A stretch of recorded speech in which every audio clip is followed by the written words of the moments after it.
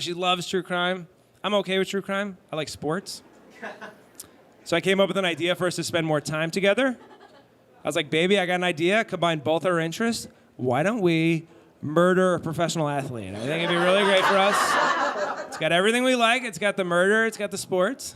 There was only one time she was ever interested in sports, and it was that time that the guy from the Bills almost died. That was literally the only time that she was watching SportsCenter. She's like, is he going to be okay? I was like, oh, someone almost died. You are so obsessed with true crime. She loves true crime, hates horror movies, which I find interesting, right? Like if I put in a horror movie, she's like watching it like this. She's like, oh my God, oh. So it's like, you want to like hear about murder, but you don't want to see it.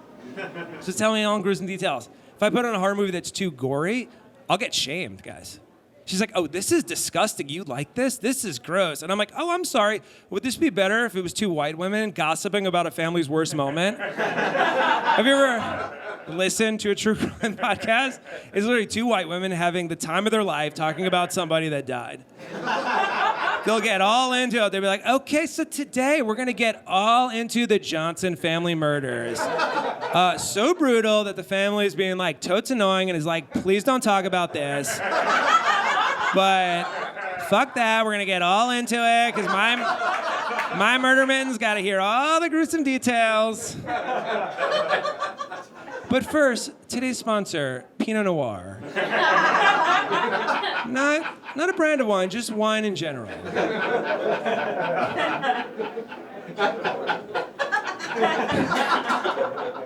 These true crime podcasts are so popular. There's one called My Favorite Murder. That's like the most popular one. I'm like, they're ranking murders? They have favorites?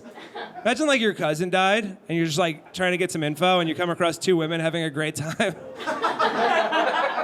You're just trying to get some info and they're basically like, look, I know it's like really sad that your cousin like got stabbed and left on the side of the highway, but listen, it was our favorite murder. I mean, we loved it. It was just, you're not topping it this year. I mean, our three favorite murders all time, Jeffrey Dahmer's second victim, Ted Bundy's third victim, and your cousin. I mean, that's just, for our money, top three favorite murders.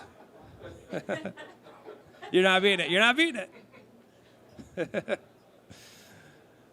She doesn't like My Favorite Murder. She likes this show, this podcast called Crime Junkies. Yeah, you know it? Crime Junkies. It's two white women. But really, it's one main co-host and then another one that just says, oh my God, that's so crazy. That's it. It's the one main one. She's giving you the info. She's telling you what's up. She's like, okay, so today we're going to get into this like murder from the 70s. This guy got away with killing a bunch of women. And then this other one just goes, oh my God, that's so crazy. And that's it. We're going to get into this murder in the 80s. This guy killed 3 women. And she's just like, oh my God, that's so crazy. And I'm like, this woman's not needed. She's just not adding anything to the discourse. So much so that I got dragged to a live taping of this podcast at the Beacon Theater. And guys, only one was there. And you can guess which host was there.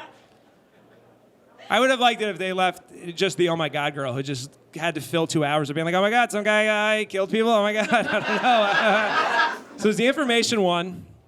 And it was crazy, guys. It was like a cold case from like 1984 Cincinnati. And she's got a whiteboard and she's got suspects. And she's like, this guy might have done it. But I don't know, maybe it was this guy. Oh, but look how guilty this guy looks. I think it was this guy.